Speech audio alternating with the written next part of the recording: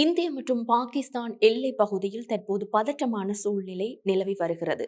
இரு நாடுகளும் பரஸ்பர தாக்குதல்களை நடத்தி வருகிறார்கள். காரணம், பகல்கம் சுற்றுலா பகுதியில் நடத்தப்பட்ட பயங்கரவாத தாக்குதலில் இந்திய சுற்றுலா பயணிகள் 26 பேர் கொல்லப்பட்டிருந்தார்கள். இந்த சம்பவம் இந்தியா முழுவதும், உலகம் முழுவதும் கவனத்தை ஈர்த்திருந்த நிலையில் இந்தியா அதற்கு பதிலடி கொடுப்போம் என்று தொடர்ச்சியாகவே கூறி வந்திருந்தது. இந்த நிலையில் தற்போது இந்தியா அதற்கான பதிலடி நடவடிக்கைகளை ஆரம்பித்திருக்கிறது. இதற்கு பதிலடியாக பாகிஸ்தானும் சில நடவடிக்கைகளை மேற்கொண்டு வருகிறது. இந்த நிலையில் தற்போது இந்திய பாகிஸ்தான் எல்லை பகுதியில் பரஸ்பர தாக்குதல்கள் நடத்தப்பட்டு வருகின்றன. நேற்றைய தினம் இரவில் பயங்கரமான தாக்குதல்கள் நடத்தப்பட்டிருந்தது. கடுமையான சத்தங்கள் நிலவுவதாக இந்திய ஊடகங்கள் செய்தி வெளியிட்டிருந்தன.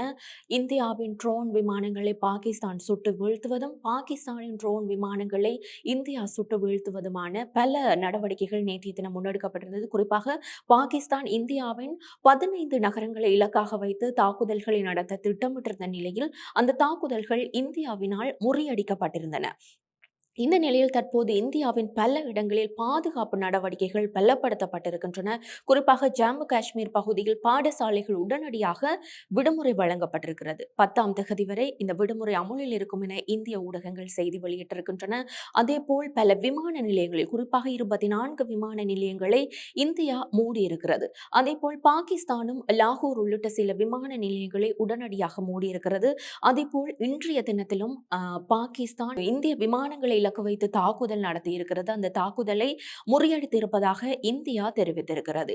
இந்த பின்னணியில் சில உலக நாடுகள் இதற்கு ஆதரவாகவும் எதிர்ப்புகளையும் தெரிவித்து வருகிறது. குறிப்பாக ஐக்கிய நாடுகள் சபை நிதானமாக செயற்படுமாறு இரு நாடுகளுக்கும் அறிவுறுத்தல் விடுத்திருக்கிறது.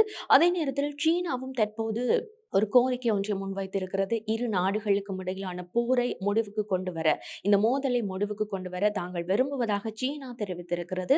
இந்த நிலையில் அமெரிக்கா ஒரு விடயத்தை தெரிவித்திருக்கிறது. இந்த இரு நாடுகளுக்கும் இடையிலான மோதல் பிரச்சனையில் தலையிட நாங்கள் விரும்பவில்லை என்றவாறு அமெரிக்கா தெரிவித்திருக்கிறது. இதே வழியில் இந்த தாக்குதல்களினால் நேற்றைய தினம் சில கிரிக்கெட் போட்டிகள் இடைநிறுத்தப்பட்டிருக்கிறது.